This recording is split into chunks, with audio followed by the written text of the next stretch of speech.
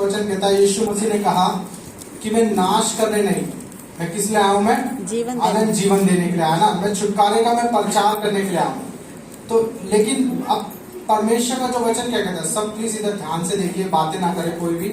अब यीशु मसीह ने कहा कि मैं तुम्हें छुटकारे का, मैं तुम्हें अनंत जीवन देने आया हूं, मैं तुम्हारे बीच में छुटकारे का प्रचार करने के लिए आया हूं। अब जब परमेश्वर ने मनुष्य की रचना की, जब परमेश्वर ने मनुष्य को बनाया अर्थात आदम को बनाया, तो परमेश्वर ने उसको अपनी परिपूर्णता से बनाया। परमेश्वर ने उसके जीवन के अंदर कोई भी चीज ऐसी नहीं थी कि वो बंधन के अंदर हो, है ना। परमेश्वर का वचन क्या कहता है, शैतान चोरी करने के लिए, घात करने के लिए, नाश करने के लिए आता है ना, वो चुराने के लिए आता है। लेकिन परमेश्वर ने जब आदम को बनाया तो उसके अंदर परमेश्वर ने अपनी सारी चीज, परमेश्वर ने पवित्रता के विषय में हम बात करें, बुद्धिमानी के विषय में हम बात करें, ज्ञान के विषय में, समझ के विषय में, किसी भी विषय में हम बात करें तो परमेश्वर ने अपने स्वरूप और अपनी समानता में क्या करा, परमेश्वर ने उसे बनाया। लेकिन परमेश्वर का वचन कहता है शैतान जो चोरी और जो घात करने के लिए आता है, उसने क्या करा, जो चीज खुदावन ने आदम को दी थी, जो अपना मसा, जो अपना स्वरूप परमेश्वर ने आदम को दिया था, उसने क्या कहा, उस चीज को चुरा लिया। उसने आदम को क्या करा, परमेश्वर की हुजूरी से, उसकी प्रेजेंस से क्या कर दिया, उसको दूर कर दिया। और कैसे, पाप करा के। आज जब हम पाप करते हैं तो सबसे पहली चीज जो हमारे जीवन के अंदर होती है, हम अपनी आशीष को तो नहीं खोते हैं, आशीष हमें मिल जाती है। मैं कुछ दिन पहले प्रभु से पूछा था, प्रभु जो लोग पूरी रीति से प्रभु तेरे वचन पे भी नहीं चलते खुदावन, जो मर्जी करते हैं खुदावन, वो लोग भी आशीष पाते हैं। तो परमेश्वर का आत्मा मुझसे कह रहा था कि हाँ, क्योंकि मैं दयावंत हूँ। यदि वो मेरी वचन में पूरी रीति से नहीं चलते तो भी मैं दया करना नहीं छोड़ता हूँ। लेकिन एक चीज जो हम खो देते हैं वो होता है परमेश्वर की हुजूरी, उसका मसा, उसकी पवित्रता जो खुदावन हमें देता है। क्योंकि जब हम पाप करते हैं तब परमेश्वर हमारी तरफ अपनी पीठ को कर लेता है। लेकिन जब तक हम पवित्रता में चलते हैं तब तक परमेश्वर का फेस, उसकी तेज हमारे सामने बनी रहती है। क्योंकि तब हम क्या करते हैं, पवित्रता में चलते हैं, खुदावन का तेज हम पे बना रहता है। अब जब आदम ने पाप कर दिया, शैतान ने क्या करा, उसको खुदा की प्रेजेंस से, परमेश्वर की हुजूरी से अलग कर दिया, है ना। अब परमेश्वर वचन कहता है कि परमेश्वर दयावंत है। परमेश्वर नहीं चाहता कि हम उसकी हुजूरी से अलग हो जाए। लेकिन जब तक हम पाप करते रहेंगे तब तक हम परमेश्वर की हुजूरी में, उसकी प्रेजेंस में हम नहीं जा सकते। हम पवित्रताई के बिना खुदावन के अनुग्रह के अंदर हम नहीं जा सकते। अब परमेश्वर का वचन कहता है कि वो दयावंत है। परमेश्वर ने की योजना ठहराई। परमेश्वर ने कहा कि मनुष्य तो पाप करता ही रहता है, लेकिन उसका जो छुटकारा है वो करना बहुत जरूरी है।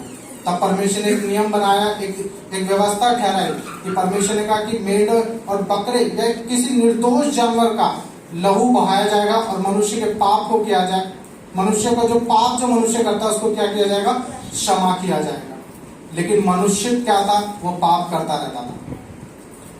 अब मेरे से किसी ने अभी कुछ समय पहले एक सवाल पूछा कि जब परमेश्वर एक जानवर के लहू के द्वारा मनुष्य के पाप को क्षमा कर रहा था तो क्या जरूरत थी यीशु मसीह को अपने बलिदान देने की। पाप तो क्षमा हो रहा था ना भाई, गुनाहों की माफी तो मिल रही थी। अगर मैंने गुनाह किया, मैंने एक मेढ़े को ले जाके बलिदान कर दिया, मुझे क्षमा तो मिल गई। तो फिर अब यीशु मसीह को अपनी कुर्बानी देने की क्या जरूरत थी यीशु मसीह को? क्यों यीशु मसीह सूली पर चढ़ाया गया?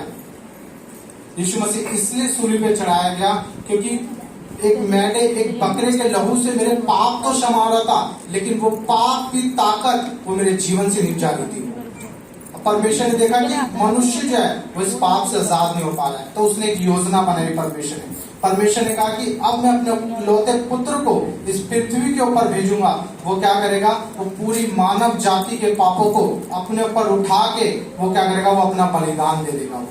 वो अपने आप को क्या करेगा, क्रूस के ऊपर वो मृत्यु को ले लेगा, अपना लहू सारा क्या करेगा, मानव जाति के लिए बहा देगा। इसलिए परमेश्वर का वचन कहता है कि हमारा जो छुटकारा है वो सोने चांदी से नहीं, किससे हुआ, प्रभु यीशु मसीह के बहुमूल्य लहू से हुआ। हमारा जो छुटकारा जो हमें छुड़ाया गया, हमें पापों से छुड़ाया गया, यीशु मसीह के लहू के द्वारा हमें छुड़ाया गया। अब परमेश्वर ने अपने लौते पुत्र को भेजा। जब यीशु मसीह इस पृथ्वी के ऊपर थे, तो जब वो पिता की योजना को, पिता के कामों को पूरे करने के लिए आए, तो प्रभु यीशु मसीह ने बहुत से अद्भुत काम भी इस पृथ्वी के ऊपर किए, जो परमेश्वर के वचन के अंदर हम पढ़ते हैं, है ना। लेकिन परमेश्वर का वचन क्या कहता है कि यीशु मसीह जो भेजा गया था वो हमें छुड़ाने के लिए भेजा गया था। अब जब यीशु मसीह जब इस पृथ्वी के ऊपर था, जिस काम के लिए यीशु मसीह को भेजा गया था, परमेश्वर ने जिस काम के लिए भेजा था, वो समय जब निकट आया तो परमेश्वर का वचन बताता है कि यीशु मसीह ने, जो उसके 12 चेले थे, जो उसके साथ रहा करते थे, उस यीशु मसीह ने क्या किया, उसको एक घर के अंदर इकट्ठा किया यीशु मसीह ने, और उनको कहा कि तुम मेरे साथ जो एक अंतिम भोजन है मैं तुम्हारे साथ करना चाहता हूँ। और चेले उस समय समझ नहीं थे कि यीशु मसीह क्या करना चाह रहा है, कि यीशु मसीह इस समय क्या करने वाला है, क्योंकि भोजन तो वो पहले भी यीशु मसीह के साथ करते थे। यीशु मसीह ने उन्हें बिठाया और बिठा के एक रोटी जो थी, एक ब्रेड या रोटी जो होती है, उसको तोड़ा और यीशु मसीह ने अपने 12 चेलों को बांट दिया।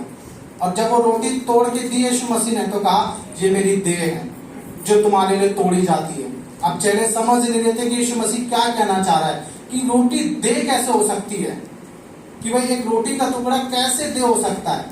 लेकिन यीशु मसीह जो था पैराबल्स यानी कि दृष्टांतों में बातें किया करता था चेलों के द्वारा, है ना। बाद में जब यीशु मसीह क्रूसीफाई हो गया, सब कुछ हो गया, तब चेलों को पता चला था कि यीशु मसीह क्या हमें समझाना चाह रहा था। अब यीशु मसीह ने जब अपनी रोटी तोड़ के दी उन्हें यीशु मसीह ने कहा तुम ये खाओ, क्योंकि मेरी देह जो है वो तुम्हारे पापों के लिए, तुम्हारे गुनाहों के लिए तोड़ी जाएगी। फिर यीशु वचन कहता है कि यीशु मसीह ने फिर ब्यारी के पीछे कटोरा भी लिया और उसके अंदर जो अंगूर का रस था यीशु मसीह ने अपने सारे चेलों को दिया। उन 12 चेलों को देकर कहा यीशु मसीह ने कि तुम इस अंगूर के रस को पियो, जो मेरे लहू का प्रतीक है, जो मेरे लहू को दर्शाता है, जो मेरा लहू है। अब वो चेले फिर से सोच रहे थे कि प्रभु आज क्या हमसे बातें कर रहा है, वो रोटी को अपनी देह कह रहा है, वो अंगूर के रस को वो अपना लहू बता रहा है। वो तब यीशु मसीह ने कहा ये जो अंगूर का रस है ये एक लहू का प्रतीक है, जो तुम्हारे गुनाहों के लिए, पूरी मानव जाति की पापों के लिए मेरा बहाया जाएगा। और जैसा कि हमने 2 दिन पहले क्या था, गुड फ्राइडे था ना, सब जानते हैं, सबने अपने स्टेटस पे लगाया था कि यीशु मसीह क्या हो गया, क्रूसीफाई हो गया ना, उसको क्रूस पे चढ़ा दिया गया। अभी यीशु मसीह क्रूस पे क्यों चढ़ाया गया, हमारे गुनाहों के लिए, हमें छुड़ाने के लिए, हमें पापों से आजाद करने के लिए, क्योंकि हम उस मेंढे और बकरे के लहू से हमारे पाप क्षमा तो किए जा रहे थे, लेकिन हम उस चाल चलन से जो बाप दादाओं से चलाता है हम छुटकारा नहीं पा रहे थे। हम परमेश्वर की प्रेजेंस में, उसकी हुजूरी में, हम उसकी दया के अंदर हम एंटर नहीं कर पा रहे थे, हम प्रवेश नहीं कर पा रहे थे। इसलिए यीशु मसीह ने कहा कि मैं वो द्वार हूं कि तुम मेरे द्वारा तुम पिता तक पहुंच सकते हो। तुम बिना मेरे द्वारा क्या नहीं कर सकते, तुम पिता तक नहीं पहुंच सकते। पिता को एक जरिया बनाना था कि यीशु मसीह के द्वारा हम क्या करेंगे, हम पिता तक पहुंचेंगे। कि यीशु मसीह के लहू के द्वारा क्या किया जाएगा, हमें क्षमा किया जाएगा, हमें धोया जाएगा, हमें पवित्र किया जाएगा। वचन कहता है कि जब दाऊद ने पाप किया तो दाऊद ने कहा हे परमेश्वर तू मुझे अपनी जुफा से धो, मुझे शुद्ध कर, मुझे पवित्र कर और अपना उदार आत्मा देके तू मुझे संभाल। क्योंकि दाऊद जानता था जब तक मैं धोया नहीं जाऊंगा, मैं पवित्र नहीं किया जाऊंगा, मैं परमेश्वर की हुजूरी में फिर से नहीं जा सकता मैं। और वही परमेश्वर अपनी हुजूरी में बुलाने के लिए परमेश्वर अपने इकलौते पुत्र को हमारे लिए भेजा। और उसने कहा कि जो कोई मुझ पे विश्वास लाता है अनंत जीवन उसका है।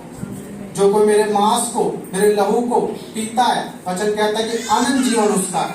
अब परमेश्वर ने अपनी योजना को तो पूरा किया, उसने अपने इकलौते बेटे को भेजा और उसने अपना खून हमारे लिए दिया, उसने अपनी देह को हमारे लिए दिया और वो क्रूसीफाई हो गया और वो तीसरे दिन मुर्दों में से जी उठा, जिसके विषय में आज परमेश्वर के दास हमें बताएंगे अच्छे से कि उस समय में क्या हुआ था। लेकिन अब प्रभु का वचन आगे क्या कहता है हमसे, क्योंकि परमेश्वर का वचन जो है बहुत गहरा है। उसके वचन आगे जो लिखा है, क्योंकि जो खाते पीते समय प्रभु के देह को ना पहचाने, इस खाने और पीने से अपने ऊपर दंड आता है। परमेश्वर का वचन कहता है जब तुमने प्रभु के स्वाद को तुमने चख लिया है, पवित्र आत्मा के स्वाद को तुमने चख लिया है, अब जब तुम प्रभु भोज में शामिल होते हो, जब तुम उसकी देह को, उसके लहू को तुम खाते हो, तुम पीते हो, तो तुम्हें प्रभु की देह को पहचानना है।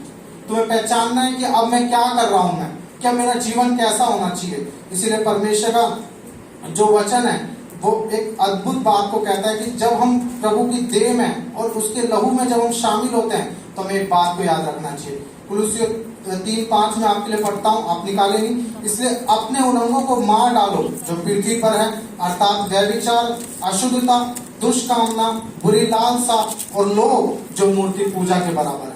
तो जब हम प्रभु की देह और उसके लहू में शामिल होते हैं तब हमें ध्यान रखना है कि क्या मेरे शरीर के अंदर ये काम तो नहीं है, क्या मैं अभी भी उन पुराने तरीके से मैं अपने जीवन को तो नहीं बिता रहा हूँ, क्या मैं अभी भी पूरी रीति से व्यभिचार में तो नहीं, क्या अभी मैं बुरी लालसाएं तो नहीं करता हूँ, अभी भी मेरे अंदर लालच तो नहीं है, क्या अभी भी मेरे अंदर वो काम तो नहीं है कि जो बाहर जो एक सामान्य व्यक्ति जो करता है कि मैं एक मसीह का सेवक होकर, एक मसीह का दास होकर, उसके प्रभु के देह में, उसके लहू में शामिल होकर भी मैं वो काम को करता हूँ। तब परमेश्वर का वचन कहता है अगर हम ऐसे काम करते हुए हम प्रभु की देह में शामिल होते हैं तो परमेश्वर का वचन कहता है तुम अपने ऊपर दंड को लाते हो। तो इसलिए परमेश्वर का वचन कहता है कलीसिया आज हमें अपने आप को जांचना है कि प्रभु जब मैं तेरी देह में, मैं तेरे लहू में प्रभु में शामिल होता हूँ तो खुदावन यदि मेरे शरीर के अंदर खुदावन कोई पाप है प्रभु तो तू मुझे छुड़ा और तू मुझे आजाद कर परमेश्वर प्रभु जी खुदा। क्योंकि परमेश्वर के एक दास कहते हैं कि परमेश्वर का जो लहू है वो हमें हर एक दुष्ट आत्माओं से आजाद करता है।